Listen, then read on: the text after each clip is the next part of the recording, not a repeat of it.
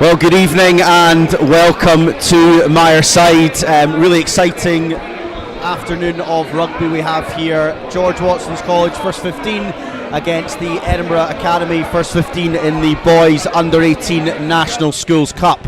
The third instalment of our live streaming for our GWC first 15 rugby matches. Really exciting and always love to be able to bring this to you. My name is Jamie Forbes. I'm really lucky this evening to have Duncan Hodge with me. Duncan is obviously from an Edinburgh Academy perspective. His son is currently playing for the under-16s team there, so he's got lots of links there. But Duncan, you were just telling me about all your links to the Watsons boys as well, in the sense of you've had a lot of them at your Accelerate Rugby camps and just sort of know them through that as well. Yeah, no, it's been great. It's good to see them. Great night for rugby tonight. But yeah, these guys have been certainly in the backs anyway, not so many of the forwards. But it's been great to see them over the last 2-3 years. And look, I'm sure it'll be a great game tonight. Yeah, I think so too. And as Duncan said, the conditions probably couldn't be better for both teams to play hopefully some very entertaining rugby. The Myerside pitch is looking outstanding. I'm really excited to the fact that we're able to bring this to you again. Just from a statistics point of view, we've had people from all over the world watching this. So from Sydney to South Africa and Cape Town to Jamaica, various different places all around the world, and obviously everybody that's tuning in from everywhere in the UK. So welcome wherever you are tuning in from, and we hope to have a really good flowing open game of rugby this afternoon. As I said, this is a boys under 18 National Schools Cup quarter final. Amazingly, the draw actually for the next round came out at about 4 o'clock today, Duncan. So the winner of this game will play Merchiston or Loreto at Merchiston or Loreto. So that game hasn't quite happened yet. It was supposed to be on Wednesday of this week, but it was postponed. So another mouth-watering tie for both teams, looking at that, thinking who might we play at the end, whoever gets through this one. Yeah, well, certainly on the back of last week, I happened to watch last week's Watsons against Merky game, and look, I think the scoreline potentially flattered Merchiston a bit. A couple of little bits of individual skill gave them a sort of cushion, but it was certainly a really, really tight game. Yeah, and I suppose just on the cup runs of both teams to get them to this point, Watsons had Mar in round 1 with a 28-7 victory. In round 2, Robert Gordon's with a convincing 58-10 victory. Obviously now Edinburgh Academy in this quarter final, and then Edinburgh Academy in round 1, Kelvin's side 24-17. They then played North Berwick in a relatively close encounter. I believe it was 24-18, and then obviously George Watson's here in a quarter final. So I think this is going to be a really good matchup. They played in pre-season, I believe. I think Watson's maybe just pipped that 20-odd points to nil in a pre-season game. So really looking forward to this one. I think it's going to be a really well-contested contest. We're going to move on to the teams. So for the George Watson's team, a few changes from last week, obviously, as Duncan just said there, the game against Merchiston, a 22-7 loss. So a lot of this squad will be licking their wounds, but there are a few changes to that squad. In the front row, we have Aaron Laux, Ollie Stones and Mason Wood. In the two second rows, we've got Ollie Richardson and Henry McRae. In the back row, Daniel Hunter at 6, Lewis King at 7 and vice-captain, and Richie White at 8. In the backs, again, Watson's very exciting.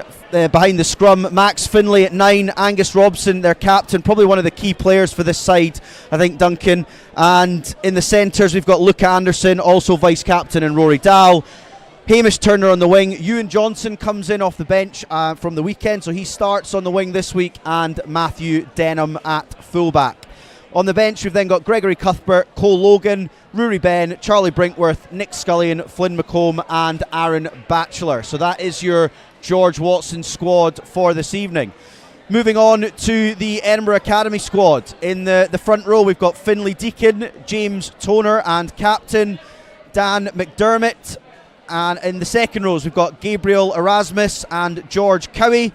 In the back row, Harry Johnson, Alex Farish and Rory Hamilton Hill. I believe Rory is actually the brother of Callum Hunter Hill, one of the Edinburgh locks. In the backs, we've got George Barlow at 9, Jock Laurie at 10. In the centres, Oscar Forrest and Hector Laurie. On the wings, Chris Mill and Theo Murray. And at fullback, Thomas Miller. And on the bench for Edinburgh Academy, we've got Harrison Shaw, Alistair Crosby, Archer Linklater, Josh Campbell, Nathan Schellenberg-Calvert, Freddie James and Ford Mills. So they are your squads for this evening. I'll start with the sort of Watson side, Duncan. I think, as I mentioned, Angus Robson, a really key player for this side. He's a real sort of general out there, does a lot of the kicking, a lot of really good running game at 10. I think Richie White as well in that back row. Richie, an under-16 cup winner last year and the captain of that under-16 team that won the cup. I think if you get guys like Richie off the base of the scrum and Angus going forward, that's probably a really good recipe for success for Watsons. Can you give me a little bit of insight into this Edinburgh Academy team? Who are maybe 2 or 3 guys that are really sort of going to open this game up for them? Yeah, with Edinburgh Academy, most of the back line are back for another year. So they're an experienced back line, a younger up front. So the biggest things usually with this team is just providing enough quality ball, quick ball for a back line to sort of flourish. Certainly up front, James Toner, a really mobile hooker. You'll see him playing in the outside channels. Rory Hamilton-Hill, cracking player. They've got a bit of height in the second row with Erasmus and Cowie. So look, their job will be to provide some ball for the backs, and then you've got the 2 Laurie twins, Oscar Forrest, Theo, Chris Mill. You know, they're kind of live wires, smaller but live wires on the wings, and it'll take a bit of handling. So biggest thing will be the forwards getting enough ball to those guys. And it sounds like a really good matchup actually, because the recipe for success for this Watsons team, for the sort of few times that I've watched them, is exactly what you've just said for the Edinburgh Academy team. If they can get parity up front and let the sort of handbrake off for the backs, guys like Angus Robson, as I said, Luca Anderson, Matthew Denham, Hamish Turner, if they can get flying, it can be a really difficult night for whoever they're playing. So it sounds as if that formula for the Edinburgh Academy team is going to be a very similar one. So hopefully we get a really good, I mean, the conditions are perfect from the perspective of actually us trying to get that sort of rugby that we're looking for. But it sounds as if it's going to be a fantastic matchup. Hopefully I've not completely commentator cursed it there and we end up with a really attritional affair, but I really don't think that'll be the case. Just from a perspective of Friday night games, I mentioned this in the previous game that we had, but the atmosphere here is incredible. As soon as I say that, the teams come out, the drums are going off, there's all sorts of noise down in front of us. Duncan and I don't have headphones on, so we are able to sort of take this all in and hear everything that's going on. And I tell you what, honestly, from a schoolboy rugby perspective, it's a special thing to be up here and hear this sort of noise. The teams are out, obviously, with the time of year that it is. We're going to mark the opening of the game with a 1-minute silence, so we'll await the referee's whistle.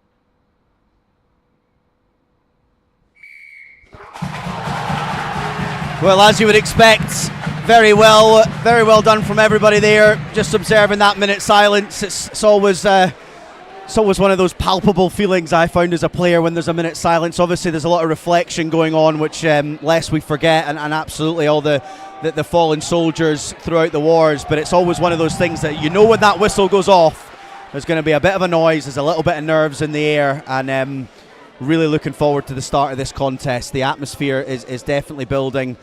Down in front of us we have the majority of the Watsons crowd, a lot of my second 15 boys down there that I'm assuming are going to get relatively loud as the game goes on, and just to our right hand side we've got a very similar amount of Edinburgh Academy pupils that are also here, boys.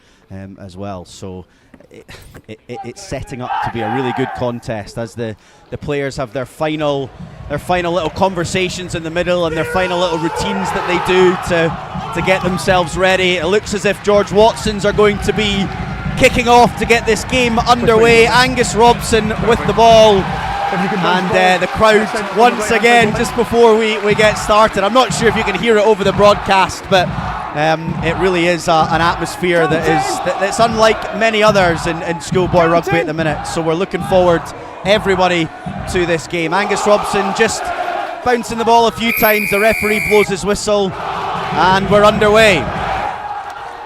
And it's a long kick-off, and it looks like Hector Laurie there collecting the kick with a relieving kick downfield. It's a good one.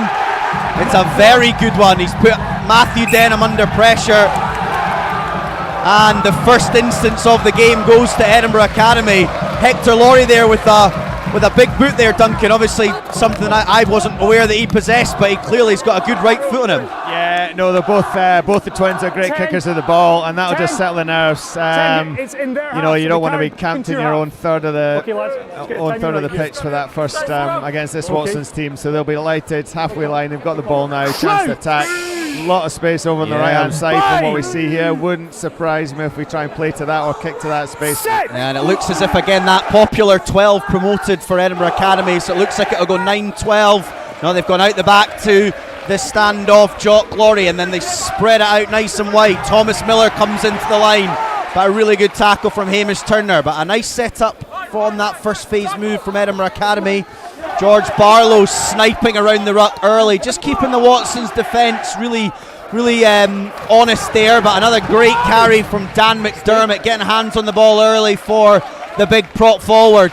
And a long loopy pass from George Barlow is taken really well over on that nursery side for Edinburgh Academy. They're really going to work here, Edinburgh Academy, keeping the ball very well. A nice wee offload there in that corner as well. Watsons look as if they're over that ball, and they are. It looked as if that was Daniel Hunter and Luca Anderson over the ball. You know what, Luca, I've said this a couple of times on a variety of different occasions, but Luca's a real attacking threat, but when he gets over the ball, he's a tough boy to shift. Yeah, and that'll be one of the issues you can see there, that Edinburgh Academy want to get to those wide channels, but they're going to have to respect the ball out there. The Watsons looks like they're almost giving space out in those wide channels, but they are going to have to look after the ball out there. Angus Robson with a sloppy kick to touch. He's missed touch, looking as if he just looked to bite off a little bit more than he can chew there, but it was well picked up by the Edinburgh Academy fullback, and he's returned that back with a little bit of interest. So Watson still with a line out. Not necessarily in the 22 like they would have liked it, but they've got it just on the inside of the Edinburgh Academy half. And it looks as if we've got a 5-man line out. Ollie Stones throwing in, and it's taken cleanly at the back. George Watson's now going to work with Lewis King taking the ball up in midfield. A little bit of miscommunication there from Watson's. Looked as if we were looking for the ball to go to Luke Anderson. He wasn't quite ready, but he managed to mop it up well. Tackle and roll! Watson's now going to work off Max Finlay. Angus Robson now scheming. He gives it to Rory Dahl. Rory Dahl does excellent to get on the outside of his defender. Hamish Turner then with a really nice mazy run, but gets tackled excellently well by Theo Murray, I believe it was. But Watson's now going to work off of 9. A really good carry from Daniel Hunter off Max Finlay. Matthew Denham then stepping into 10. Lets Angus Robson just step outside, and here is that man, Luca Anderson again. Luca looks to offload after beating the first couple of defenders. It doesn't quite go to hand, but it's picked up well. Ollie Richardson now playing 9. Ollie just showing his multitude of skills by getting the ball away nice and early, because Max Finlay got sucked into that ruck. But Watson's now with a little bit of momentum and go forward. They're into that Edinburgh Academy 22. And in this instance, they normally try to keep it tight a little bit here. So there's one carry off 9. Aaron Laux also stepping out as well, just getting a first hands on the ball for him. A big carrier of the ball, Aaron, when he gets an opportunity to. And they're looking as if they're going in that sort of zigzag pattern, but a lovely little variation out the back. And Angus Robson gives it to Hamish Turner on that little release pass out the back. And Hamish Turner coasts in the corner. Duncan, that was a relatively normal setup we see nowadays off 9. You've got that sort of little triangle with a forward with one inside and one outside, and the standoff sitting in behind. Watson's just carried 2 or 3 times, got that Edinburgh Academy defence sucked in, and then we're just seeing on the replay now Angus Robson just asked for the ball out the back and let Hamish Turner do what he does really well. Yeah, exactly that. It was probably about 8-9 phases there to create that space, and for both sides I think so far all the spaces are on the edges, but that's the first sort of 8 to 10 phase set we've seen.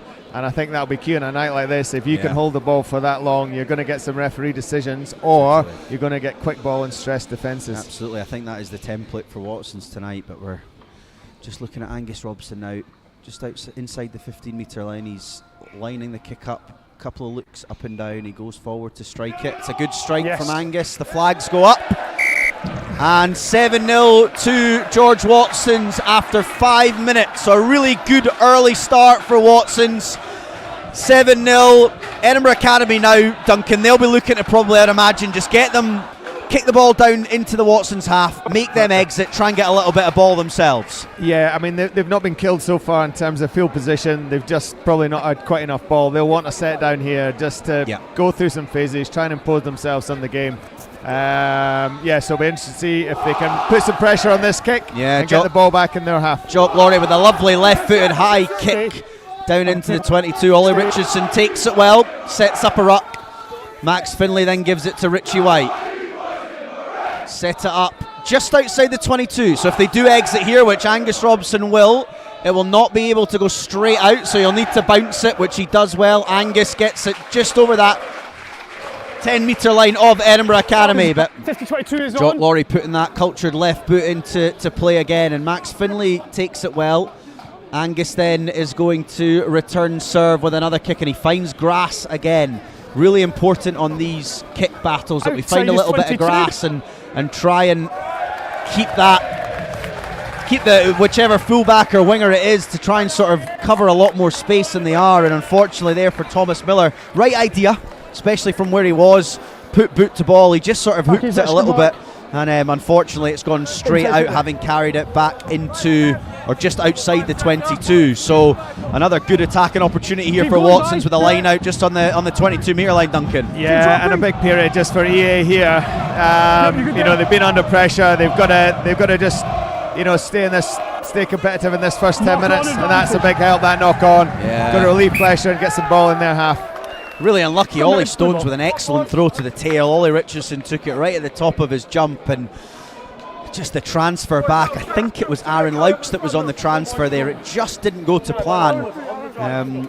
Looking back at it, actually, I think it was an Edinburgh Academy player that just managed to sort of try and sack the back of the line out there. So Ollie Richardson just couldn't get a clean transfer. But as we see here, an interesting setup from Watsons. We've got Ewan Johnson and Matthew Denham both really deep, and no blindside winger, so it'll be interesting to see if George Barlow or Rory Hamilton Hill have noticed that, and it looks as if they have, and good on them. They're going down that blind side. It looked as if it just went to ground there, but it's not been a knock on, and they've managed to get away with it. That was good recognition from the two boys there, though, just making sure that they're seeing space and attacking that space. Absolutely. We probably just could have done with Chris Mill there to flatten up and get a pass from line there. And Jock Laurie then, obligingly, after not managing to make any yards off that scrum, kicks it into the Watsons half. And Matthew Denham now with a long, loopy pass over to Hamish Turner, but it's a good one. And Hamish again getting a little bit of time and space on the ball, but he's been ripped.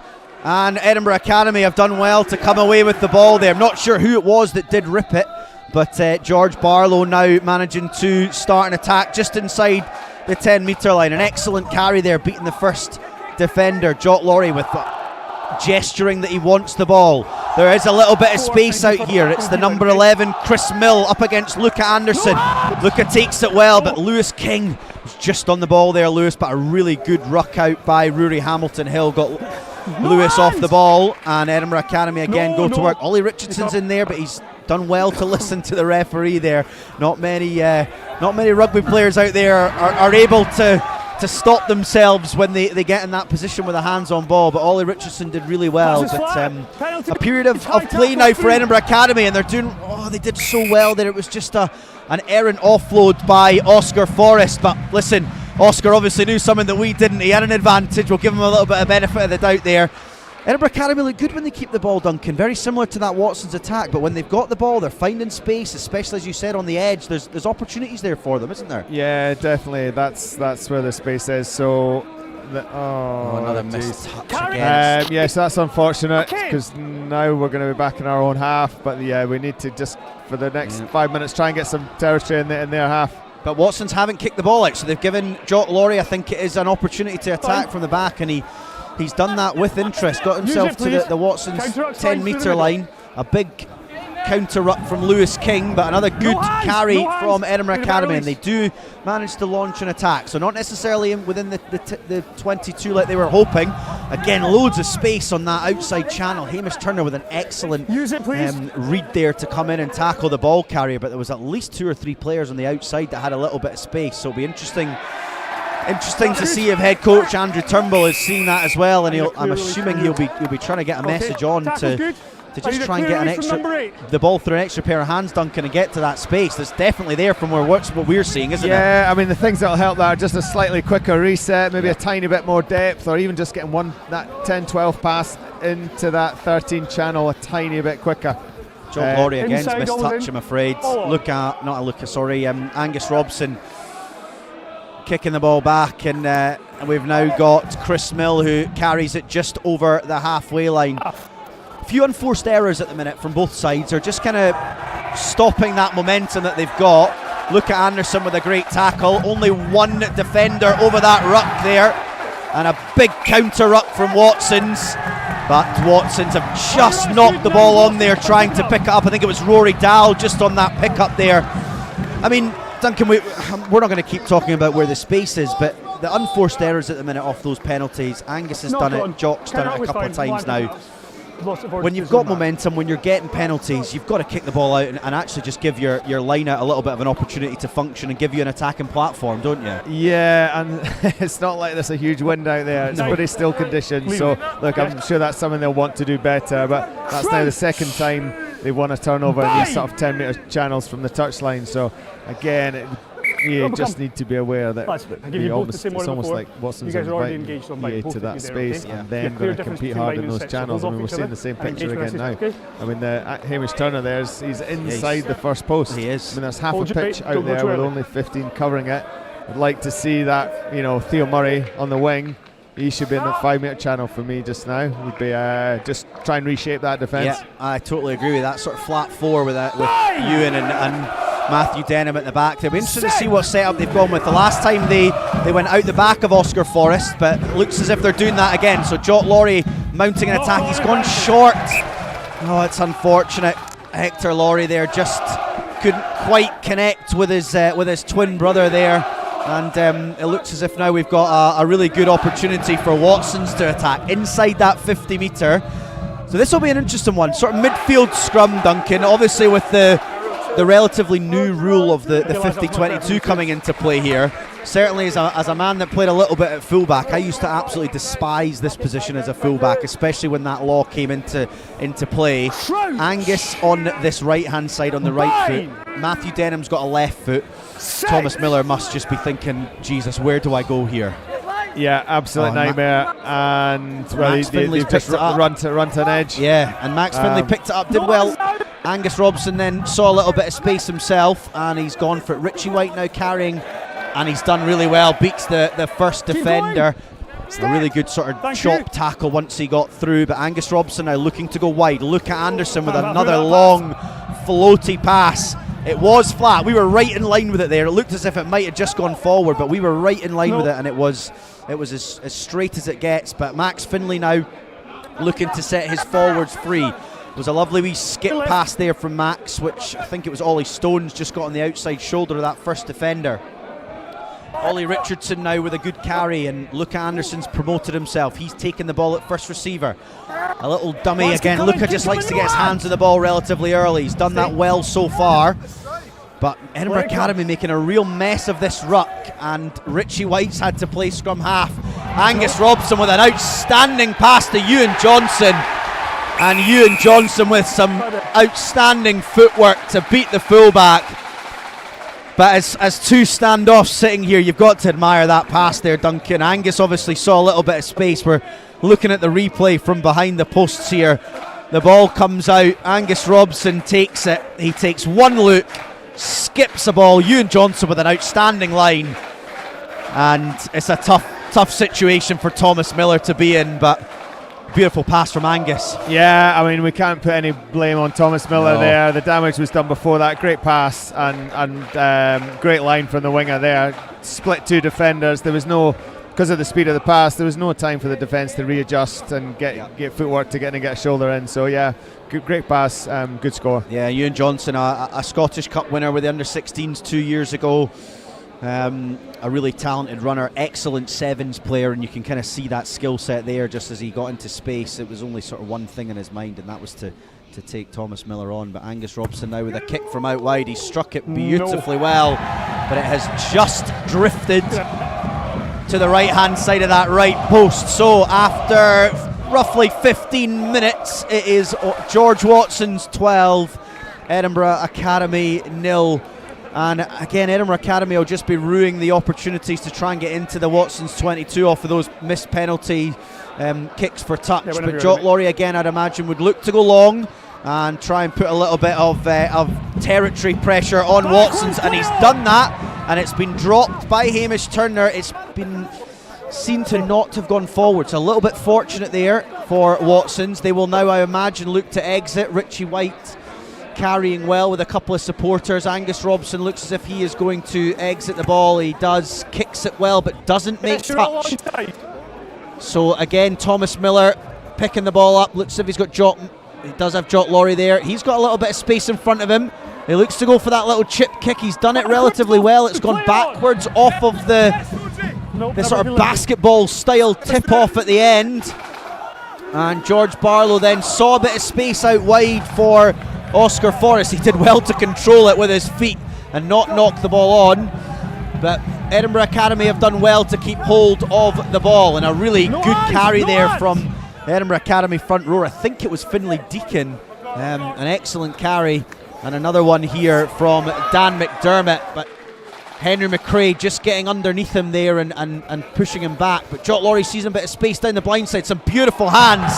And Alex Farish with a lovely break on the inside to George Barlow now. Great tackle from Matthew Denham, but they have managed to get themselves into the George Watson's 22. It's now Hector Laurie making his way into the 22. Offloads to George Cowie. Barlow now sniping, but the Watsons defence, Henry McRae and Richie White, weren't falling for that dummy. But Watsons adjudicated to be offside. So Edinburgh Academy now with a penalty right in front of the posts. It'll be an interesting one to see what they do here. A lot of international rugby over the weekend. You'll see them going for the points 95% of the time here. But the thing I love about the grassroots game is that we're going for the corner, going for the 7 points here. Duncan, your thoughts on that? Yeah, no, I think it's the right decision. I think they to get into the game, I think they need to try and score a try and give themselves a boost sort of midway through the first half here. So I think right call. Interested to see what they do here, whether they go some sort of little pull around the back or drive. Looks as if they're about seven metres out. They've got a full line out here. So the scrum half, George Barlow, is just making his way back into the line out, but they've got a full line. Oh, and it's just been overthrown, and Daniel Hunter breaks away. He manages to offload to Ollie Stones, and Ollie Stones gets down. There's loads of space out wide here. It's interesting to see if they've seen that. Luca Anderson with a beautiful pass.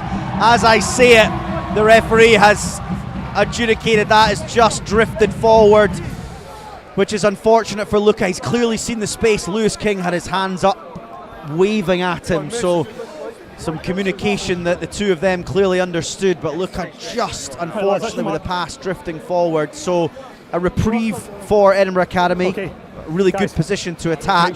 This equally another really good opportunity attack. Midfield scrum, 25 metres out. Good opportunity to go either way here, Duncan. Yeah, I mean, that last line out will hurt them a bit. It looked like they weren't quite clear. Alex Farish suddenly came in the line out. There may be some sort of communication issues, but yeah, they need to get 5 or 6 phases here. But a wee 8-9 play. George Barlow going round, and he's done that well. He's got a lovely wee dummy on him, George Barlow. He's done it 3 or 4 times tonight already, and Edinburgh Academy already have made a little bit of ground on that outside channel, and they're going to work in the George Watson's 22. Barlow's now back on his feet with some slick service to Jock Laurie. Jock Laurie now with a dummy, and he's made it through the first man. Matthew Denham manages to grab hold of him, but Gabriel Erasmus takes the offload. There's loads of space out on the left-hand side, but whoever was there at the bottom of that ruck has just been thwarted by the Watsons defence. It looks as if they're trying to do a couple of pick and go here's, but George Barlow has managed to ask for the ball. He's decided he wants it. Jock Laurie has seen some space. He dummies again. He was the one that started this whole scenario for Edinburgh Academy, and a pick and go here for Gabriel Erasmus round the corner. Looked as if Watsons were offside, but the referee happy they've got back behind the back foot. Ollie Richardson is down for Watson, so Watson's a man down. But it's Edinburgh Academy who have made it over, and it is that man, George Barlow, the scrum half. He has been really, really dangerous around the ruck all night so far. Couple of little dummies here and there. He's been the spark for Edinburgh Academy, and he's got his just rewards on the just after the 20th minute here. And I have to say, Duncan, I think they're good for that, really, aren't they? I mean, they deserved everything they got there. Yeah, no, I mean, it's slightly like Watson's. Team that holds the ball are getting rewarded. Dry night, stretching the defence. So yeah, I think they're well worth the score there. Absolutely, some really good work from the forwards there, and just carrying the ball into the Watsons 5 metre line. But Jock Laurie, who started this whole thing off, a lovely seething break through the middle of the Watsons defence, got them into that 22 and even closer to the 5 metre line, and looks as if he's got a beautiful left foot on him, Duncan. He's kicked that really well, beautiful strike, and it is Watsons 12, Edinburgh Academy 7 after 21 minutes. So this game living up to the billing that we gave it at the beginning of the night, Duncan, and Edinburgh Academy now with a foothold in the game. This is really interesting, isn't it? No, definitely. At the minute, it's kind of who can hold on to the ball. That's the thing. Edinburgh Academy now looking to receive this kickoff. Good clean exit. Get back up to, let's say, the halfway line would be great. Would be a great starting point, and defend from there. And George Cowie takes it well under a lot of Watson's pressure, but he takes it well. It's been charged down there. George Barlow trying the box kick, but he didn't really have any blockers in place, and the Watsons defence managed to get hands in the way there, and Ewan Johnson came away with the ball. Angus Robson clapping, desperate for it, gives it to Anderson. Look at Anderson, he's clearly seen that there is space out there, and he's trying to get it there as often as possible, which from a recognition perspective is clearly the right option. It's just the execution at the minute. But Lewis King has managed to just tidy things up. Max Finlay now giving it to Richie White, who as always carries well. But a really good counter ruck here from Edinburgh Academy, and they've managed to get all the way through that ruck. I think it was Finlay Deacon that really bouldered his way through that ruck and put Max Finlay under a lot of pressure. But the second man in that was coming behind Finlay just managed to knock the ball on, unfortunately. So from a Watsons perspective, a left-hand scrum, 15 metres in from the touchline. This is a really good position for a backline to attack, Duncan, isn't it? And we're just having a wee look at the way that Edinburgh Academy are setting up, but they'll be licking their lips, the Watsons backs at this scenario. Yeah, obviously you can get your 9 in play running here. Thomas Miller at 15, still pretty central, so I'd be surprised if this doesn't go out the back. Anderson gives it early to Dahl, and there they are. They found that outside space. Angus Robson to that man, try scorer Ewan Johnson, but an excellent tackle there from Thomas Miller. But Angus Robson now setting his forwards off. Ollie Richardson managing to get on the front foot from the momentum that Ewan Johnson has given this team. Another little out the back play there. Lovely hands from Aaron Laux, but Rory Dahl there with an excellent tackle coming in from the Edinburgh Academy player. I'm not quite sure who it was, but what a beautiful read that was, and Rory Dahl had absolutely no time whatsoever. But Angus Robson is looking for a cross kick to Lewis King. But imagine Lewis has probably done one of his waves again, seeing that he's got a little bit of space, and Angus tried to put it there. It was almost a beautiful kick, but it was just overcooked. And Edinburgh Academy will now have a line out just on the outside of their 22. Again though, Duncan, there's space outside on that, the sort of edge as we call it nowadays, but for people that maybe aren't acutely aware of what that means. Sort of outside of the 13 and the wingers channel when they're defending there, that edge, there's a lot of space for both teams. Yeah, I know. I think the important thing there is it's a different way of now getting the ball to that space. So now Edinburgh Academy wingers have got to think about that kick and not just worry about the run threat. So although it didn't come off from Angus, it's still quality bit of play. They've not lost anything, and they've made that defence think a bit more. And a good exit in the end from Edinburgh Academy. The line-out didn't quite go to plan, but Jock Lorry and Barlow taking ownership of that, and they've managed to exit here. But Rory Dahl seething through, and Luca Anderson back on the inside. The centre partnership of Dahl and Anderson with an excellent break from Rory Dahl. Back on the inside to Luca, and Luca wanders under the post untouched. It was Matthew Denham who, just as we're looking on the replay here, took it right to the line, gave another nice beautiful long pass to Rory Dahl. Again, out on that edge, that's where the space is. Rory Dahl with a beautiful outside break. Luca Anderson screaming up on the inside, and he goes under the post untouched. Angus Robson now with a relatively simple conversion attempt, and he knocks it over. But Duncan, I don't want to keep harping on that same drum, but from a coach's perspective, you've obviously sat in coaching boxes at various times in your life, but there's space there. The coaches from Edinburgh Academy and Watson's have surely got to be seeing that themselves. Well, I think there's two things here. Every time Edinburgh Academy exit, it looks like the kick chase is a bit narrow. Watson's now are getting too past the middle and then assessing from there. And certainly that occasion, they've got one extra pass into that last 20 metres of space. So whether it's picked up on the hoof or whether it's been something talked about pre-game, Edinburgh Academy need to probably get a bit more width on their kick chase, or find the kicks closer to the touchline so they can't open it to that far wing. And Jock Lorry just switched the way he was kicking there, so he's come back to the stand side, and Ollie Stones, to be fair to him, has really managed to stay switched on and takes it. But Watson's now again clearly understanding that there's a little bit of space out wide. I've tried to attack from a relatively deep position. It's not quite worked out for them. And George Barlow now again sniping around that ruck, and Edinburgh Academy have got an opportunity just outside the Watson's 22 to go to work. There are a couple of forwards carrying excellently well. Dan McDermott, one of them again. A relatively high tackle there, and it has been picked up by the referee. You must tackle underneath the ball, or below the sternum is the way to go these days. But Edinburgh Academy with a couple of lovely little inside passes there. Jock Lorry back inside, and then Barlow also managing to get his hands on the ball one more time.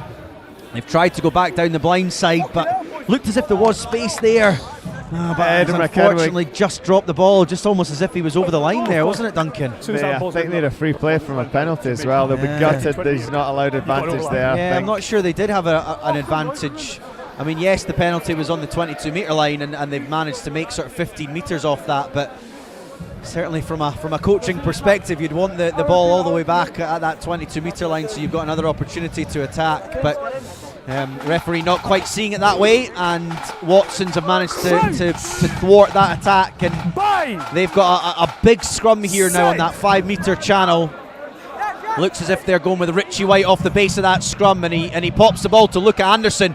Luca then with a risky offload inside his 22, but it has come off. Very strong Luca, gets his hands free often, and he's done it one more time. Here is Rory Dahl to Matthew Denham. Again out on that edge, Ewan Johnson now showing fleet of foot. He's done really well to get past the first defender, but he's managed to just offload the ball and stay in. Ollie Stones now taking the ball up just inside the 15 metre line, and Max Finlay now setting the ball off to Aaron Laux. There's a little bit of space coming back down this blind side, and there's lots of Watson's players setting up there, but Max Finlay's decided to go to Angus Robson. Angus Robson has put the ball down to George Barlow, who takes it well, and he's now, not sorry, George Barlow, that's Chris Mill. Chris Mill, after initially not quite managing to take the ball, he does well to get back outside the Edinburgh Academy 22, and that man George Barlow that I just mentioned now will set his forwards off and look to exit, but Jock Lorry clapping for the ball. He's seen a little bit of space, and there is some space there. Matthew Denham was really deep, which excellent recognition from Jock Lorry to see that space, and he's just dabbed it in behind, and Theo Murray, I think it was, managed to grab the ball And it's an excellent exit from Edinburgh Academy. They've now managed to get themselves a penalty just inside the Watsons half, and Jock Laurie now learning from his past mistakes. And what an excellent kick into the Watsons 22. Referee putting them roughly maybe 10 metres away from the Watsons try line. I've got it as around about 6 minutes to go, so this is a really crucial time in the match, Duncan. I would imagine Edinburgh Academy will be looking to mount an attack from here. Absolutely. I mean, considering some of the pressure they've been under to get back to, if they can get back to within a one-score game just before half-time, that's a great effort and set them up well for the second half. It looks as if they're a little bit more organised this time. It does look as if they've got a full line out with Alex Farish standing in as the scrum half.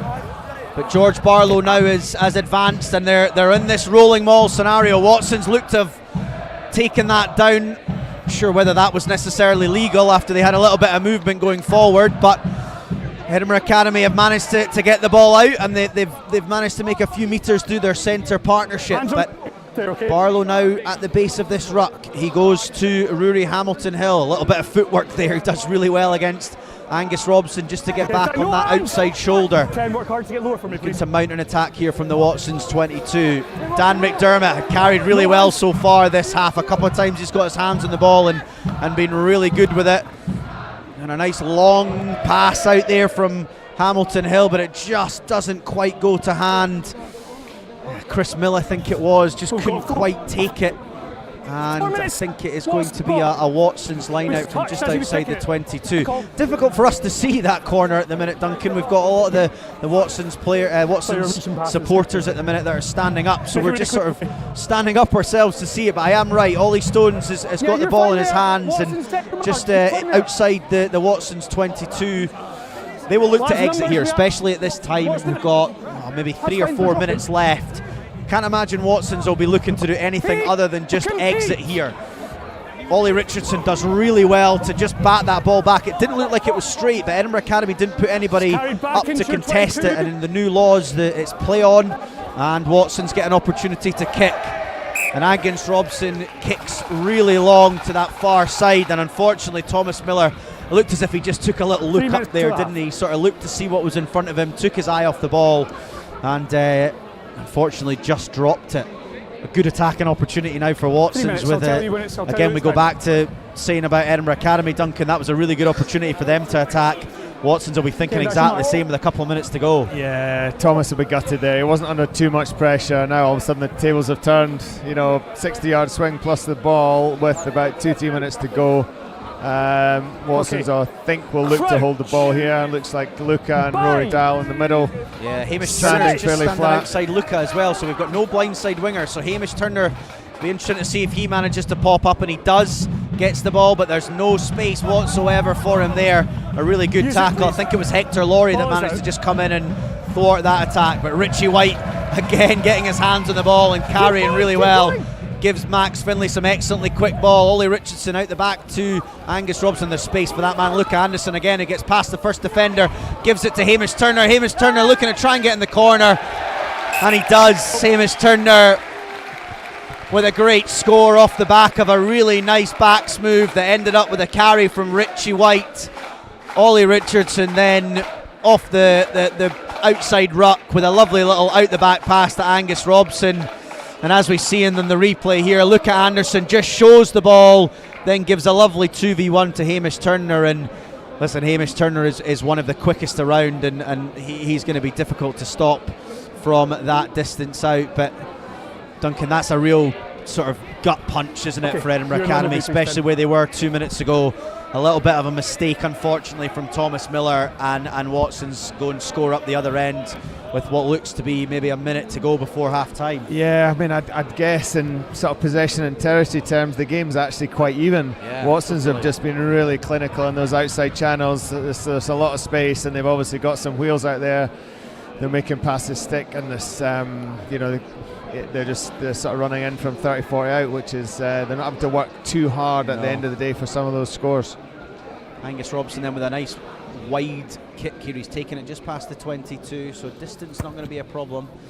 He struck it excellently well. Both Judges were looking at that with a little bit of concern, and it's just gone to the left-hand side of the outside posts. But only a couple of minutes left, I imagine, on the referee's watch. He maybe has a slightly different clock to we do. We've got maybe 30 seconds left before the half up, but it's George Watson's 24, Edinburgh Academy 7. So it'll be interesting to see here whether the Watson's team have asked the referee how long there is to go, and whether they look to mount an attack or whether they look to just try and get the ball off the pitch for half time and go into the half with a little bit of their tails up. But well, as I say that, they've just run a little tip line, and Henry McRae makes a little bit of space, and Angus Robson, he had a wee think about it there, didn't he? He sort of looked to see whether there was any space, but he does end up kicking it, and Jock Laurie with a lovely wee hitch kick, and he's managed to get on the outside of Ewan Johnson with a great fend, but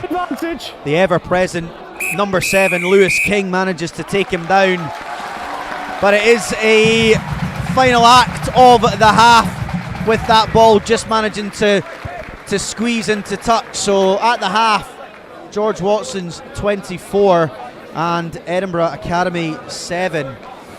Well, Duncan, it has really lived up to the billing, hasn't it? I mean, we obviously spoke about it from a perspective at the beginning of the stream, that these two teams are relatively well matched, in the sense of, if the forwards can get a little bit of ascendancy, there is going to be space for these attacking set of backs that both sides have got. And there's not much some of the defensive work we've obviously spoken about, and that's maybe lended itself to those backs to being able to do that. But that really has been the tail of the half, hasn't it? I mean, there's been space.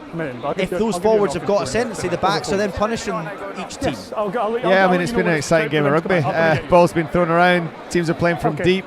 I think both teams probably have same messages. It'll be keep the ball, can we put more pressure on defence? But I think Edinburgh Academy now, their main focus will be trying to get some territory early in the second half and keep that ball a bit more cleanly. Yeah, and just I suppose a little bit of background on Edinburgh Academy's first 15. We didn't manage to speak about it at the top, but head coach Andrew Turnbull, a few of you might remember Andrew's name. Andrew's one of the legends of Scotland 7, so there's some serious coaching pedigree on the sideline. There's absolutely no doubt in my mind that Andrew will have seen what we are seeing, and he'll be looking at that and going, do you know what, this is what we've got to do, this is what we've got to fix.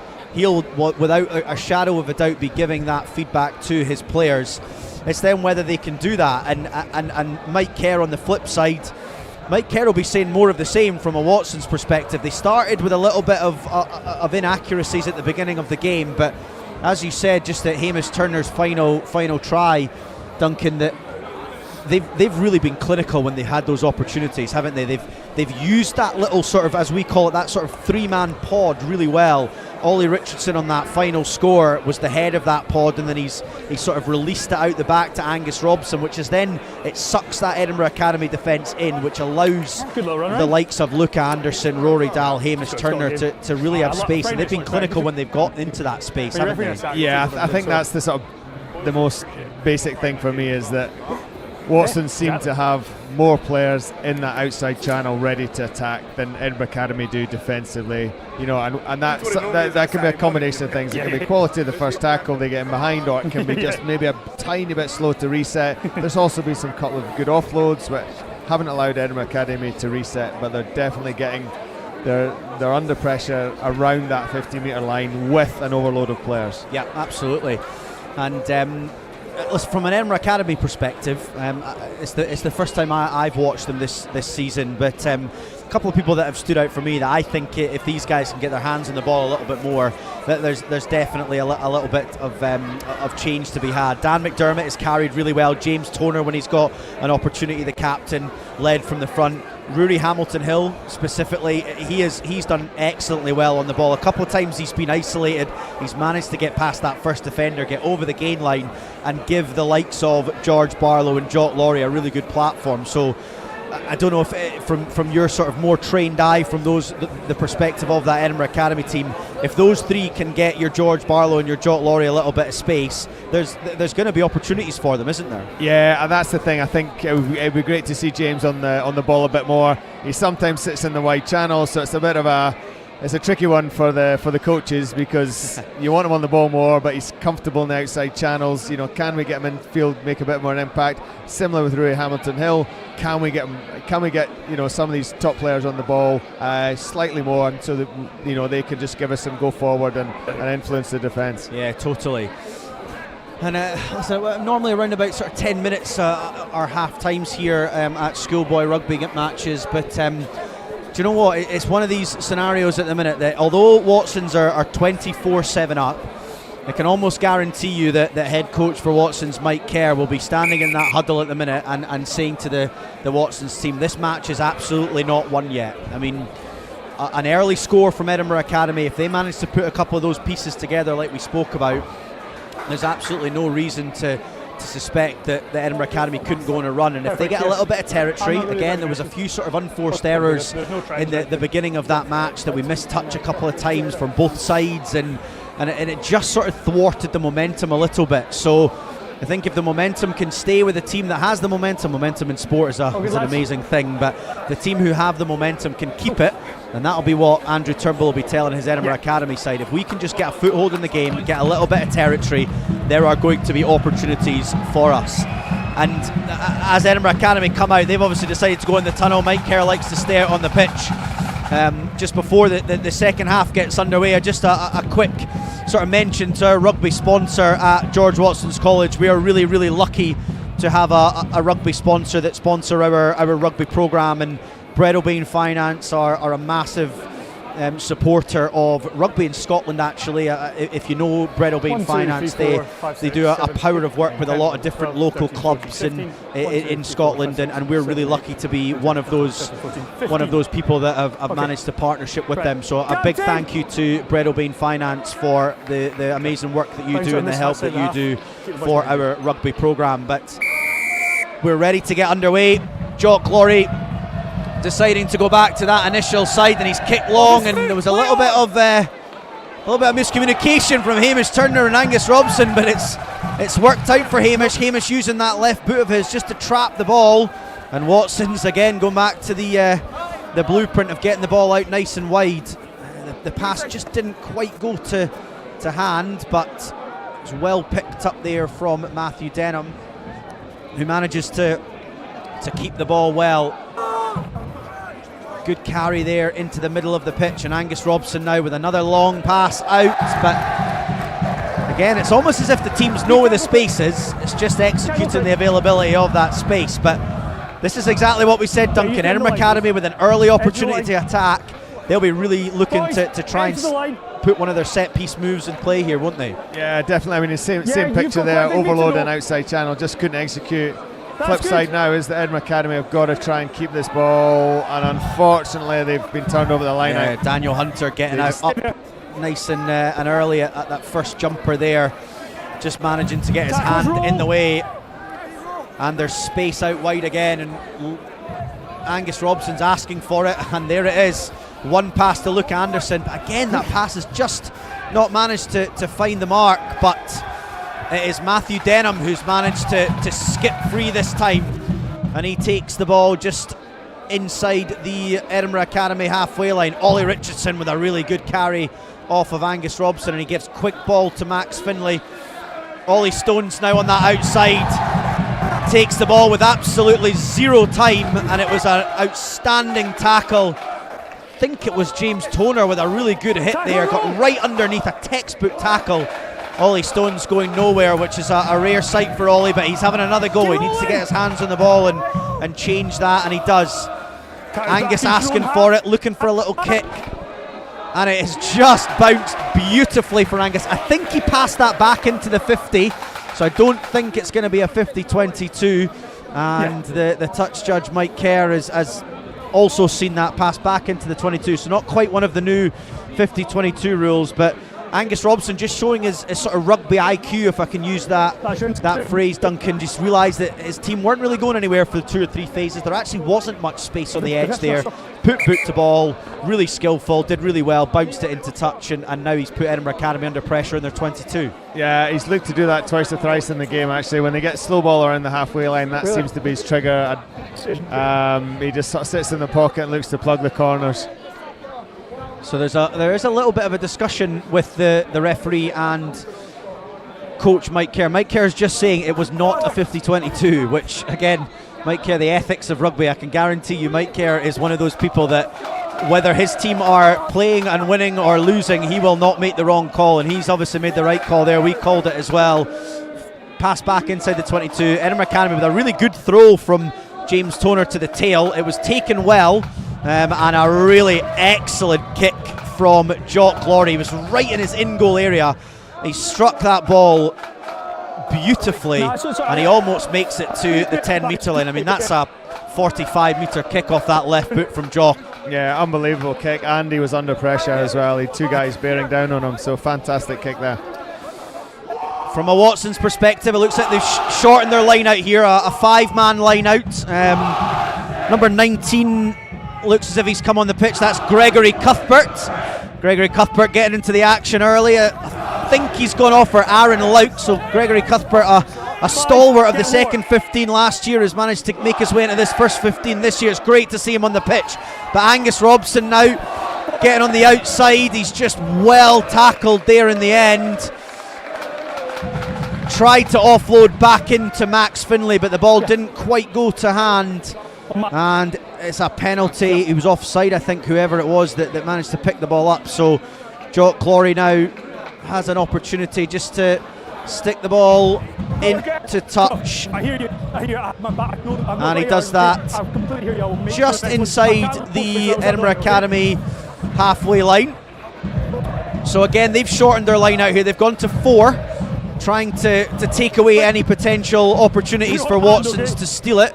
Daniel Hunter, though, is getting his hand in there already. He is keen to try and get on the ball, but it is collected well from Edinburgh Academy, but it was just guddled on the ground there from George Barlow, and it's been a turnover from Watsons. Lewis King, who, I have to say, when Lewis King gets over the ball, he punches well above his weight. Normally difficult to not let him steal it, and he's done it. But Luke Anderson just scheming on that left-hand side there. He tried to give a little short pass to Rory Dahl, who was running that sort of Tui Peloto, Hugh Jones sort of line there, but the pass was just knocked on from Rory Dahl.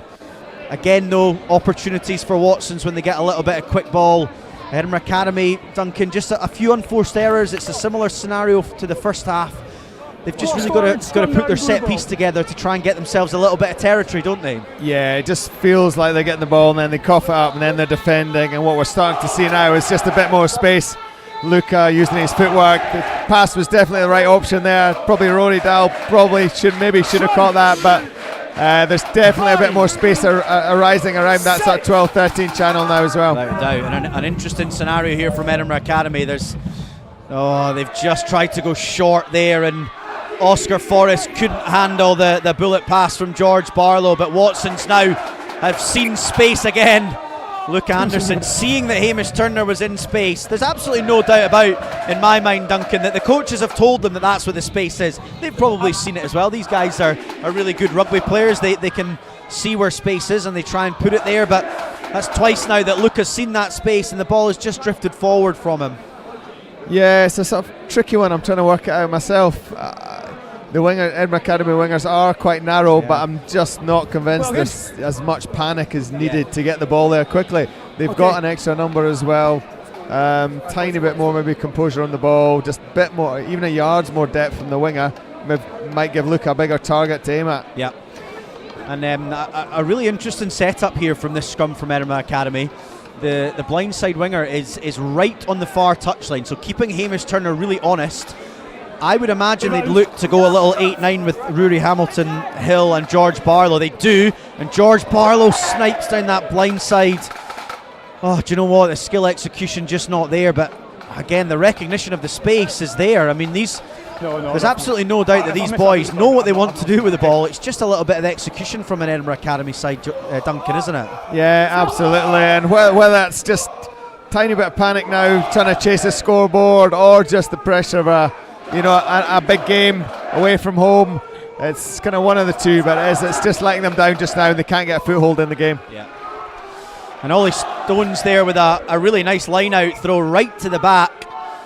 Difficult throw for anybody, but especially for a schoolboy rugby player. But Ollie Stones with a dart of a line-out throw to Ollie Stones, but it was just guddled again at the back of the line-out there, and Edinburgh Academy doing well to thwart their line-out. Looks as if an Edinburgh Academy player is just down with cramp. Can't quite see who it is. What I can see is that Josh Campbell has come on the pitch. I would imagine Josh is coming on for the player that has just been down, but nope, Josh has unfortunately been told you're not needed. I think it was Rory Hamilton-Hill actually that was down. He's still just sort of pulsing those calves, but he has decided that he is going to stay on. I think so. Edinburgh Academy again with a really good opportunity to attack here. This time the blindside winger has decided to sort of go right behind the scrum, so he's not stayed on that blindside. Not as much space, to be fair, but the scrum just not staying stable, so the referee wanting a stable platform, rightly so. As I said, Gregory Cuthbert come on. This will be his first scrum, so Gregory, Ollie Stones and Mason Wood in that front row against Finlay Deacon, James Toner and Dan McDermott. So Gregory the only substitute so far. Edinburgh Academy will look to go wide, I'd imagine, off this, and Jock Laurie does that with a nice little skip pass and a beautiful break from his brother Hector Laurie. Just showed the ball outside and managed to burst through, and they bring themselves up to just outside their 10-metre line. There's something going on in that middle ruck. Luca Anderson looks like he's got the ball, and he has. The referee's let it go.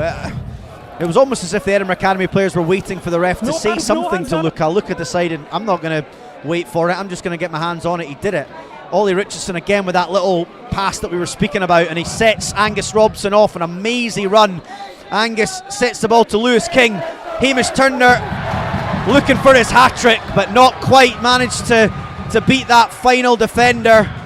An excellent tackle there from George Barlow, who from an attacking perspective has probably been Edinburgh Academy's most dangerous player, but showing that he is equally adept at the defensive work, and what a seriously good tackle. Hamish Turner is not an easy person to get down, but Duncan, a super tackle. Again though, Watson's managing to find space on that edge. Yeah, it was this tremendous tackle by George, but we just find ourselves camped in this sort of back third of the pitch for Edinburgh Academy. And that's got to be the blueprint for Edinburgh Academy here. Try and get themselves out of this area. Just try and get themselves back up to the sort of halfway line. And unfortunately, as I say it, there was a knock-on just with the transfer of the ball at the line out. So unfortunately, they've not managed to take that pressure off them. And in a scenario like this, Watsons will be looking to build pressure with their scrum. I would imagine there will be a set play from the backs in this scenario. I certainly used to love a little move from 5 metres out where we could have somebody short and somebody out the back, and Angus Robson is scheming straight out the back of the scrum, so he's decided he can go either left or right. Edinburgh Academy are defending it with a similar stance with Jock Laurie right behind the scrum, so we'll be really interested to see what Watsons do here. I think they're going to go straight to Luca with Angus wrapping out the back. Max Finlay gives it to Luca, but Luca it almost looked as if Luca did similar to what Thomas did in the first half. Thomas Miller, that is, that just looked up, almost looked at where the space was before he'd actually caught the ball. It did look as if there was actually a little bit of a gap there. I think the Edinburgh Academy defence had seen similar to what we had seen, Angus Robson sort of sniping round the back, but unfortunately Luca not able to capitalise on the attacking position that Watsons have got. So in the last sort of 5 or 6 minutes, there's just been a little bit stop-start. That sort of flowing style of rugby that we saw in the first half is not quite there. But Barlow again looking to go down that blind side. Unfortunately, the pass doesn't go to hand. It's dropped, and Watson's with another scrum just on the 5 metre line. So as I sort of just alluded to, with the fact that it's a little bit stop-start, we're struggling for a little bit of momentum here. As I say that, the crowd are almost trying to create a little bit of excitement here with a few chants of their own. But Watson's again will be looking to mount an attack, and that scenario that we had before with Luca as that first receiver and Angus Robson and Hamish Turner in that sort of NFL I formation. It'll be interesting to see what they do here, and they go out the back to Luca. Hamish Turner back on the inside, and he's done really well to get through Jock Laurie's first initial defence, but an outstanding cover tackle. Ollie Richardson then with a beautiful little tip pass to Richie White. Max Finlay is managed to get the ball out to one of a willing forward runner, and it looks as if it is Lewis King who's managed to barrel his way over for another George Watson score. And I have to say, Duncan, that was more of a, if you just keep hitting the dam, it's going to break scenario there, wasn't it? Edinburgh Academy unfortunately just couldn't get out of that area. They gave Watson's opportunities, and at the end of the day, a team like Watson's, they're going to capitalise on that if you give them 3 or 4 opportunities, aren't they? Absolutely, and Edinburgh Academy are kicking themselves, because it's not that they can't win the scrum or can't win the line out. They're doing actually the hard bit. They're winning the ball. They're then just going a couple of passes or a fumble from a line out delivery, and they're just making it too hard for themselves, and they're putting themselves under stress, and they're inviting pressure, and as you say, it then just builds up and will tell. And now we've uphill task with whatever it is, 15-16 minutes to go. Yeah, well, again, Lewis King, he's a bit of a serial try scorer, I have to say. I think in every call that I've made this year at Myerside, he's scored one, so clearly likes to sniff the try line out and get there. And Angus Robson just chips the conversion over, and 50 minutes almost on the clock. George Watson's 31, Edinburgh Academy 7. So as you say, Duncan, a little bit of an uphill battle here for Edinburgh Academy. They probably needed to get the first score in this second half. It's still not over for them, and by no means, absolutely not over for them, but they will be, they really need to get the next score, don't they? Yeah, and it's just tactically now it's a challenge, because what do? Do you throw the kitchen sink and play wide? Does that then invite more pressure mistakes, which, Watson's have got some gas in the sort of back three, and or do you try and play territory and sort of build a score? It's I don't know what the information going on is, but it's a bit of a tricky situation for them. Yeah, totally. Okay. A couple of substitutions looking pending on the sideline, but a couple of thumbs up from both coaching sets saying, do you know what, actually, we'll just let the group that are out there continue on. And Ollie Richardson with a real charge. That was almost rugby league style, just carrying the ball, going for it. A good tackle from Edinburgh Academy, but Jock Laurie now managing to catch the ball off an Angus Robson kick, but the referee has seen an infringement off the kick-off. Penalty. It's a penalty to Watson. So I think by his actions, it looked as if it was he didn't think there was a wrap in the tackle. Difficult one for us to see. We are, funnily enough, there's one of the support beams are right in the way of that tackle. So for me, it actually looked like a relatively good tackle, but referee adjudicated not so. So Watson's with an easy exit. Okay, blue, that's your mark. Angus Robson duly takes it and kicks it to about 30 metres out from their try line. So Ollie Stones with a 5-man line out with Lewis King coming in. There's a peel play, and it is that man, Gregory Cuthbert, that's come on who takes the peel. Edinburgh Academy challenging really well at the breakdown. Sorry if I'm a little bit distracted there. I was just getting chanted at by the crowd. Angus Robson now looking for the chip. He has seen a little bit of space, and there was some there. Is that just going to go too far? It has done. Thomas Miller, I think that was, at fullback, did really well. It's not an easy thing to go down on the ball there when 3 or 4 different players running after you, but he did that, really brave. Got down and thwarted that attack. But Edinburgh Academy now with 3 or 4 players over on that blind side. They go back inside to Oscar Forrest, and he's picked up by that man, try scorer Lewis King, tackles well, but Jock Laurie now trying to set some more of his forwards into action. He's decided we're not going anywhere. I would probably agree with him. A good decision. Kicks it to Ewan Johnson, but that kick chase, you touched on it in the first half, Duncan. It's just not quite a joined up line. There was maybe one person that was chasing that. And listen, if I speak from experience in the sense of watching Ewan Johnson, one defender he's really good at beating, and he's done that. And now Watsons are on an attack. Henry McRae with a little tip pass to Ollie Richardson, who's got through a power to carrying today. Matthew Denham steps into 10, gives it to Angus Robson, and Hamish Turner is absolutely crunched by a really, really good defensive tackle.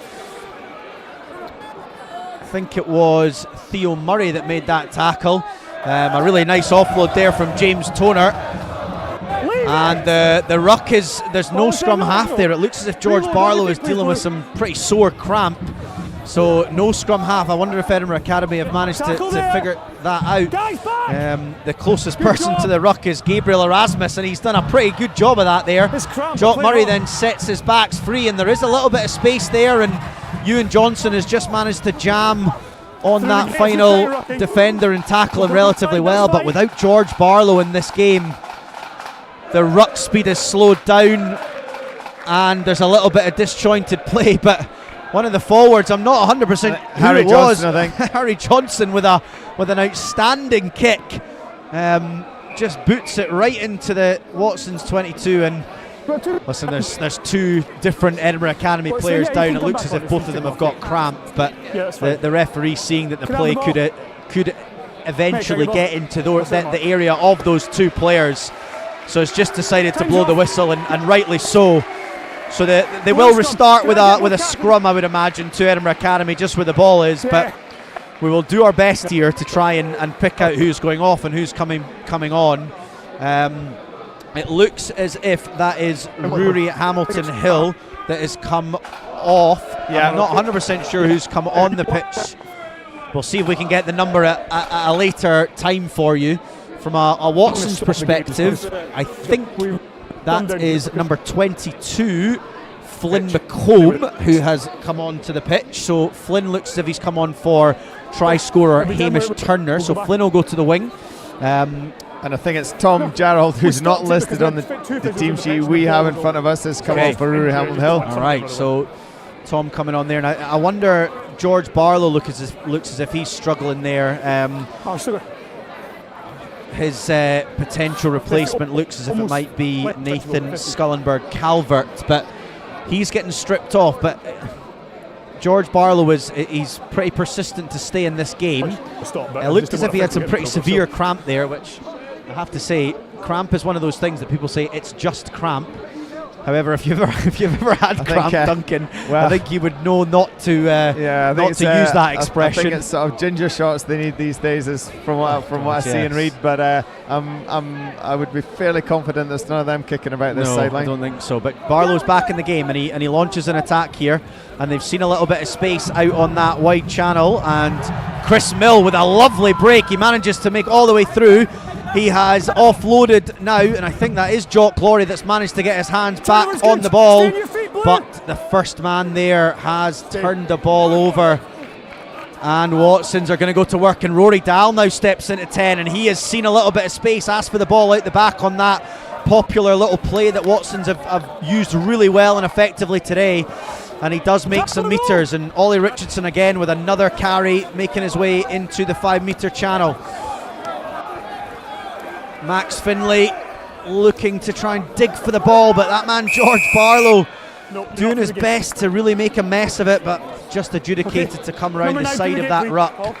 And he gives Watsons a relatively easy penalty. And Watsons, Duncan again, probably a similar blueprint for them. They'll look to kick this into roughly the 22 and launch an attack. Yeah, and again, turnover in midfield there. So this, you would think, will be sort of played into the midfield, look to build phases. Rory Hamilton Hill there definitely has cramp, which is good to see in this case, because I was slightly worried he'd a worse injury than that, but they're definitely stretched him for cramp, and it's nothing more serious, so delighted to see that. Well, Watson's here now with another good attacking opportunity just outside the 22. They have totally shortened the line out. They've gone to 3 at the line out, which is a sight you don't see too often. So they're stacking this backfield, and a great call from you, Duncan. They're trying to set up in that midfield. Richie White with a barreling carry, getting past that first defender, and he then sets Angus Robson free, and Angus Robson steps back inside, seen some space. Angus Robson is deceptively quick when he gets going. He saw a little bit of space. Obviously the Edinburgh Academy eye was at the 5 or 6 attackers that were outside Angus. Angus has actually done a really good job tonight of waiting for that and being patient. He's passed a lot, he's kicked a lot. His attacking, running rugby game is excellent, and we've seen that once again there, Duncan, haven't we? Yeah, sort of same theory as we've talked about. They've got an overload on the outside. All the eyes are looking outside, which gives Angus his opportunity to take the hole, and it's at this stage that was a fairly easy, one phase, one carry, and then under the sticks for 7. So that's a killer blow for Edinburgh Academy and there. Angus chips the conversion over to make it 7 points for himself, and it looks as if that is going to be his last act of the night. He is coming off the pitch, so I would imagine that would move Matthew Denham to stand off, and I think it's Aaron Batchelor that has come on for him. So Aaron Batchelor will go on to the wing. Matthew Denham will move to stand off, and Ewan Johnson, I imagine, will go to fullback. So Ollie Richardson, by the looks of things, also for the Watson side, has come off. So I think Rory Ben has made his way onto the pitch as well. Aaron Batchelor wearing number 21 and Rory Ben number 18. So Watson's collecting that kickoff well after Angus's 7 points, puts us to 38-7, and Matthew Denham with that left foot does exit down the field. Unfortunately, Thomas Miller not quite able to catch it straight up, but the new man Aaron Batchelor getting his hands dirty early on, makes a good kick chase and manages to thwart an attack from Thomas. But Edinburgh Academy will now go to work, and it does look as if Nathan Scullerberg-Calvert has come on at 9. Yeah, and there's some different jersey numbers. We've got Harrison Shaw is number 22 on here on the right wing, and Archie Linklater is on in jersey 17. Okay. And it looks like Josh Campbell in jersey 18 is primed to come on as well. Okay, brilliant. So the coach is ringing some changes, and well, I think it was inevitable really when you saw a couple of the boys stretching and cramping, and I mean, it's a difficult task, I always find, to not want to go too off script as there's a bit of action going on, but difficult task of Friday night. The boys have been at school all day, they've been on their feet, normally obviously doing various different lessons. Some of them might even have had like a games lesson or a PE lesson, so difficult for them to then come and do this and get their nutrition right and their recovery process right. So they do a fantastic job of getting through these games that are on Friday nights. Obviously the atmosphere here at Myerside on a Friday night is excellent, and the amount of people that we've got watching here is outstanding, but it's really tough for these boys, and all of them are putting in a seriously good shift. So back to the action. Edinburgh Academy now going to work here just on the outside of George Watson's 22, and Nathan Scullerberg-Calvert has made himself known at scrum half. He's getting to that ball quickly, setting the forwards into action, but they've just managed to get thwarted by the Watsons attack there, defence there, and the referees bringing it back for a previous infringement. Not quite sure what that infringement was, but he was playing an advantage. Looks as if it is a scrum advantage. It's not a penalty, so a little knock on from George Watson's will give Edinburgh Academy an opportunity to attack just outside the Watson's 22. Watson's making another change. Luca Anderson walking off the pitch. Luca's had another good game tonight. A couple of unforced errors, but he's really been a thorn in the Edinburgh Academy's defence side, and Charlie Brinkworth with jersey number 16, I think it was, comes on to the wing. That'll move Flynn McComb, who was another substitute. He will go into the inside centre position. So Edinburgh Academy looking to go wide, and there is space there, and we've got it out to that space, and it's the number 11 Chris Mill who's managed to get past that first defender. Leave it now, leave it now. Watson's going really hard at that outside breakdown. They've managed to create a little bit of confusion there from an Edinburgh Academy perspective, but they've done well. They've managed to get themselves back into a good attacking position, and the two lorries are in sync, managing to get the ball out wide. Can't quite get past the new man, Charlie Brinkworth, who makes a good tackle, and Flynn McComb also trying to make his mark on the game with another good tackle as well. But Harry Johnson now in the carry just on the outside of that 15-metre channel, and Scullenberg Calvert again with some lovely service off the base. And Edinburgh Academy building phases. This is exactly what they need to be doing, and really I think from a perspective of the way that this game's gone, if Edinburgh Academy could have done this more often, there's absolutely no doubt in my mind that the scoreline would be a little bit closer, Duncan. Yeah, there's been some great carries. Actually, Linklater's come on, had a couple of good carries. Harry Johnson, great carry there. And just that ability to, hold the ball, put pressure on Watsons, who admittedly made a couple of changes, but all of a sudden now we've got a line out 5 metres out on the back of some great play. Absolutely, and a 5 metre line out for Edinburgh Academy, and a big cheer just from a Watsons perspective. Cole Logan. Cole Logan's come on at hooker for Ollie Stones. Cole been called up today because of a few injuries. This is one of his first caps for the first 15, so a lot of his second 15 teammates right in front of us are screaming and cheering for him, so well done to Cole for managing to get on the pitch tonight. Unfortunately, from an Edinburgh Academy perspective, they have been turned over at the line out. I think it was Lewis King that managed to get up, and Richie White dropped the ball off the carry, but I thought Edinburgh Academy were going to get another opportunity to attack there because of that knock on, but looked as if they were offside. And Matthew Denham now with his left boot will get an opportunity to get a relatively easy exit. He makes sure of his touch and just brings it in between the 10 and the 22. So listen, a few changes for all the teams now, Duncan. Lots of different combinations coming onto the pitch. Speak from experience, from perspective, this can sometimes be a really difficult scenario for the players, just that they're not always playing in the same positions. From a Watsons perspective, lots of different guys in different positions. Edinburgh Academy similar. It can be really difficult to execute set piece plays and all the things that we're seeing. That sometimes means that there's going to be a few more mistakes, isn't there?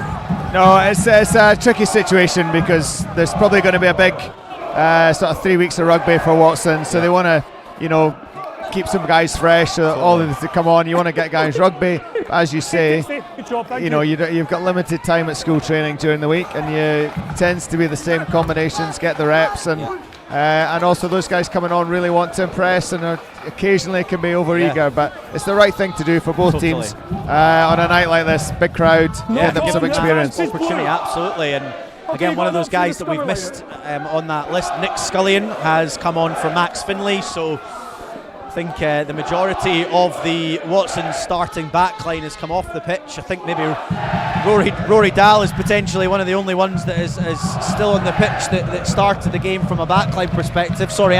And Matthew Denham. So loads and loads of different changes. Another little mistake there from Watsons just on that outside channel, and I have to say one of the real standout players from Edinburgh Academy coming off the pitch, I think that's Dan McDermott. He has really put a shift in tonight. He's walking off the pitch like he is. He's very, very tired, and he will deserve all the plaudits for a really good performance tonight. But Edinburgh Academy now with a nice left-hand scrum attack, and they are going wide, and there is space wide. Just can't get it through the hands to get it into that space. Charlie Brinkworth did relatively well to keep that space from getting the ball to it. And Charlie Brinkworth, that man, has come away with the ball. He's managed to rip it free. Inside zone. Nick Scullion now at the base will look to get Rory Ben to carry, and Rory Ben gets rid of that first defender, manages to get away from him. Edinburgh Academy then looking to jackal over the ball, but not quite managing to lift it these days, which is imperative to actually getting any joy with regards to a penalty. Flynn McComb then coming in at 12. Again, looking to give that little short ball to Rory Dahl, which Luke Anderson tried on a couple of occasions and didn't quite manage it. So Edinburgh Academy have done well to thwart that aspect of the Watsons defence today. They've definitely not managed to get through those avenues, but Edinburgh Academy now going to work with their attack, and again there is space on this edge, and they have found it, and they're over the George Watson's 22, looking for quick ball, and it's Hector Laurie that just decides, you know what, I'm the first man there, I'm going to get the ball away, and he's done that well. Scullenberg Calvert now giving the ball to Jock Laurie, and Jock Laurie thinks he sees a little bit of space, but Richie White manages to just close that gap just in time before he manages to get through. But Edinburgh Academy again keeping the ball. They're trying to keep possession here. Be interested to see if they do keep the ball in hand or if they do end up looking to put the ball to the boot, and they do. Jock Laurie, again, I've used the phrase once with Angus Robson about rugby IQ, but that's really good recognition from Jock, just deciding, do you know what, we're not actually going anywhere. Let's put the ball behind Watson's, let's turn them, try to get them to kick the ball back to us and give us a better attacking platform. But to be fair to Ewan Johnson, he didn't necessarily take the ball cleanly, but he's made a really good kick, and he's managed to make touch just inside of the Edinburgh Academy halfway line. So very well returned serve from Ewan Johnson there. Now unfortunately I've got no idea the amount of players that have just come on there. The Edinburgh Academy bomb squad as they call it these days, when more than 3 or 4 players come on at a time. So there's lots of different faces on. I think Oscar Forrest has come off, Harry Johnston's come off, I think Ford Mills has gone on there in the centre. I can't think who's come on for Harry Johnston up front. So a lot of changes here, and the line out didn't quite go to plan. I think that might be Finlay Deacon who is holding an arm, unfortunately, which is not great to see, but he is sitting up, which is good. And he's got a couple of short blasts of the whistle with the referees. Always sort of sends a shiver down a coach's spine, and Andrew Turnbull, as you would expect, on there as quickly as he ever once was.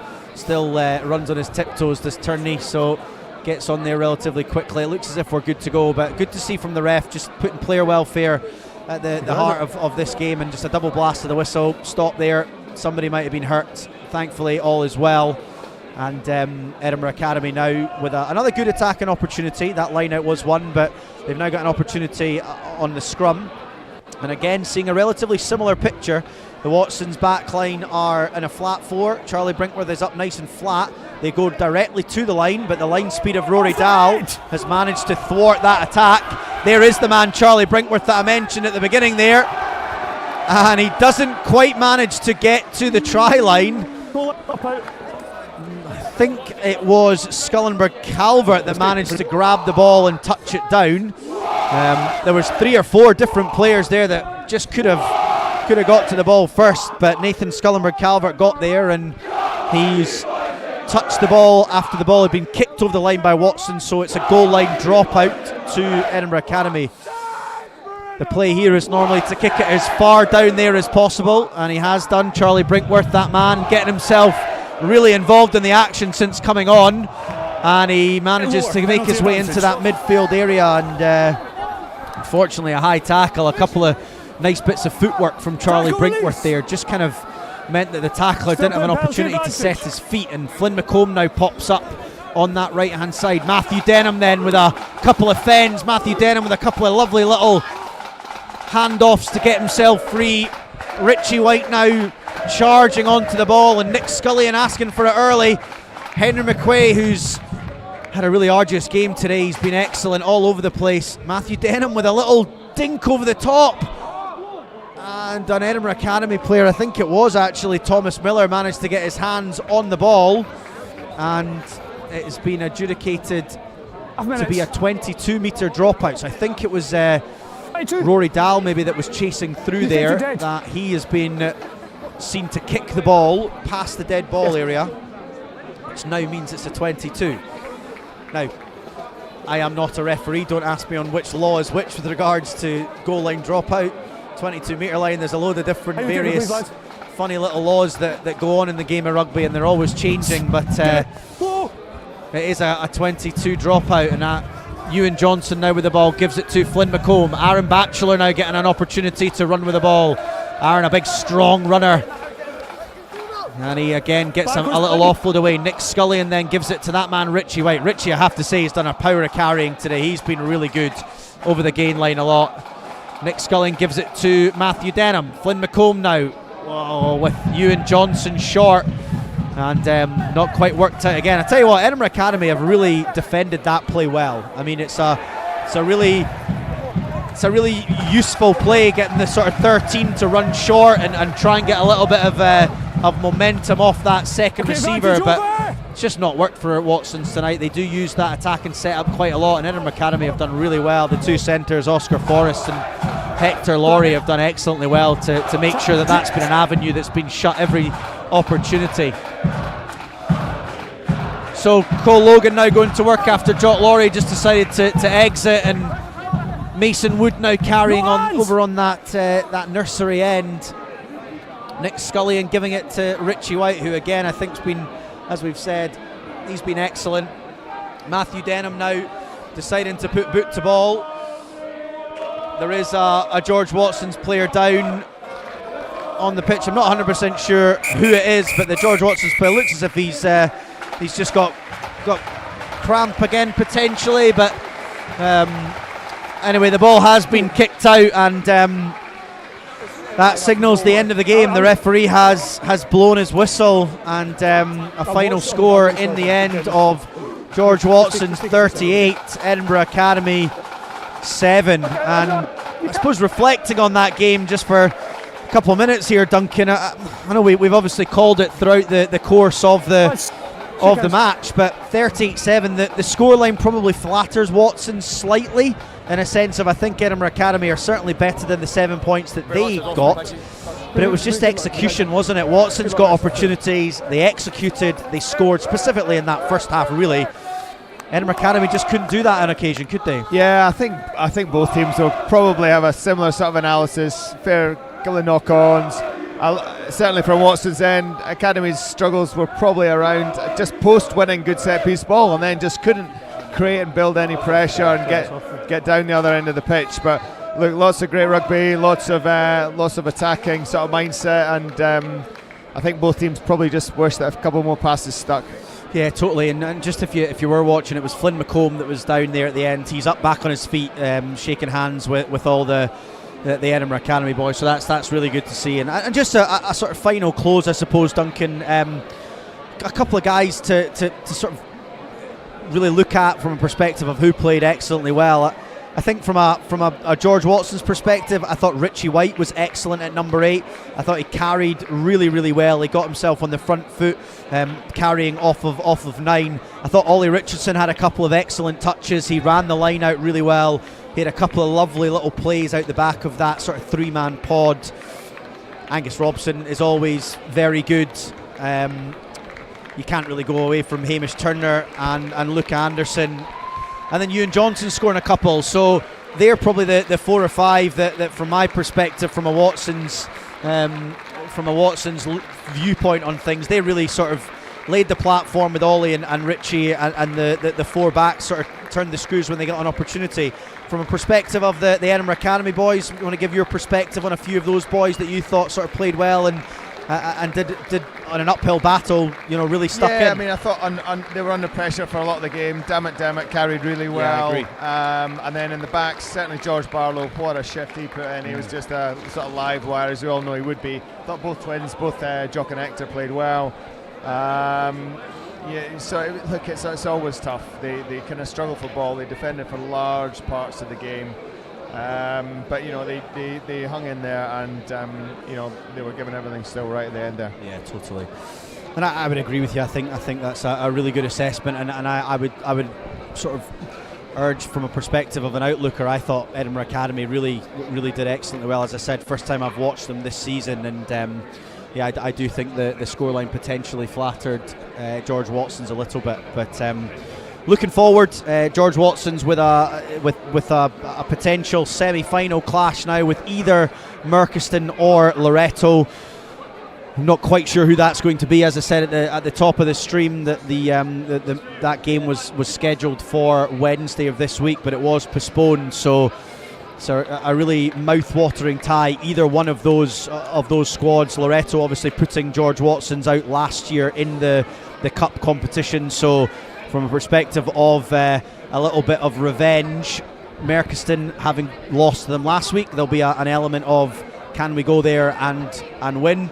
From a perspective of Loreto, there'll be a situation there where they get another opportunity to potentially go to Loreto and right some wrongs from last year. So a really mouth-watering encounter that looks on for the semi-final. But listen, thank you very much, Duncan. I really appreciate you coming down here and giving up your time.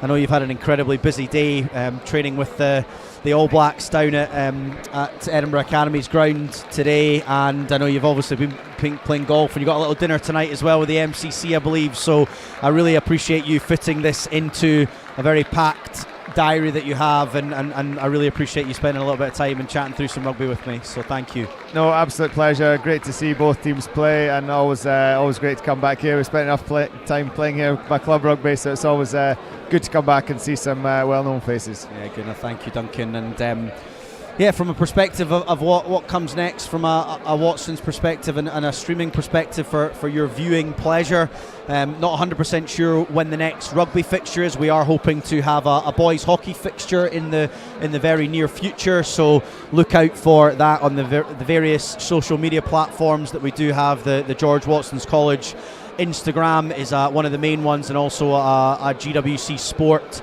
Instagram page we try to keep as up to date as possible as we possibly can. But thank you again to everybody that's helped out with this stream, and yeah, we really appreciate the fact that we're getting the ability to bring this coverage to people all around the place. And thank you again to Breadalbane Finance for their support of the George Watson's rugby programme. So thank you, and wherever you are, have a great night. Thank you. Bye bye.